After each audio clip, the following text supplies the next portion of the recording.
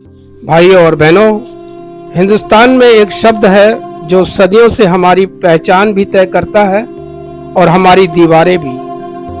वह शब्द है जाति। इसी जाति व्यवस्था से उपजे भेदभाव को खत्म करने के लिए हमारे संविधान ने एक व्यवस्था दी जिसे हम आरक्षण या रिजर्वेशन कहते हैं। आज हम समझते हैं कि आरक्षण की जरूरत क्यों पड़ी, मंडल कमीशन ने क्या किया, और सबसे बड़ा सवाल, क्या जाति खत्म होने से पहले आरक्षण खत्म होना चाहिए?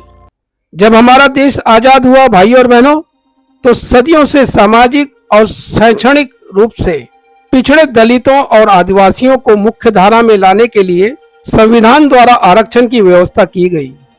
यह कोई गरीबी हटाओ आंदोलन नहीं था, बल्कि यह देश के संसाधनों और सत्ता में उन लोगों की हिस्सेदारी सुनिश्चित करने का जरिया था जिन्हें हजारों साल से पीछे ढकेला गया था।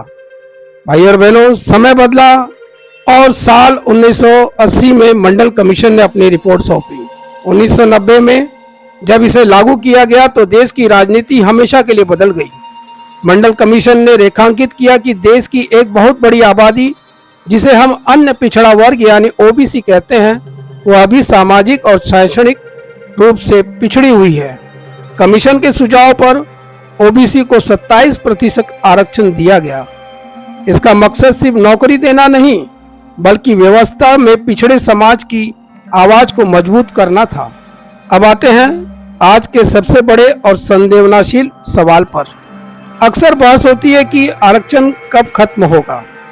कुछ लोगों का तर्क है कि इसे अब खत्म हो जाना चाहिए, लेकिन गंभीर विवेचना की जरूरत है। क्या पिछड़े और दलितों को मिलने वाला आरक्षण समाज से जाति की पहचान खत्म होने से पहले खत्म होना चाहिए? संविधान के जानकारों और समाजशास्त्रियों का मानना है कि आरक्षण एक दवा है और जातिवाद एक बीमारी है। जब तक बीमारी जिंदा है, तब तक दवा को बंद नहीं किया जा सकता। आज भी अखबारों में जातिगत भेदभाव, शादियों के विज्ञापन में जाति की मांग और मानसिक स्तर पर जाति का गौरव या हीन भावना साफ दिखाई देती है। अगर हम जाति की पहचान, जैसे कि सर पर शिखा अर्थात चुरखी रखना, जनेऊ धारण करना, टीका लगाना, गोल टोपी पहनना आदि को बनाए रखते हैं और जाति के आधार पर ऊंच नीच मानते हैं, लेकिन इस पर भी समाज में केवल आरक्षण को खत्म करने की बात करते हैं, तो यह सामाजिक न्याय के सिद्धांत के खिलाफ होगा। भाई और बहनों, आरक्षण तब तक प्रासंगिक रहेगा जब तक समाज में किसी भी व्यक्ति की योग्यता या उसका सम्मान उसकी जाति देखकर तय होना बंद नहीं हो जाता।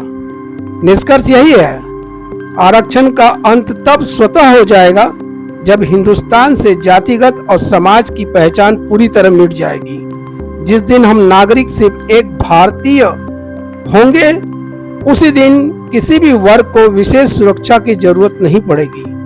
भाई और बहनों, हमें आरक्षण को हटाने से पहले उस जातिवाद को हटाने की कसम खानी होगी जो इंसानों के बीच भेद करती है। सोचिएगा जरूर। धन्यवाद।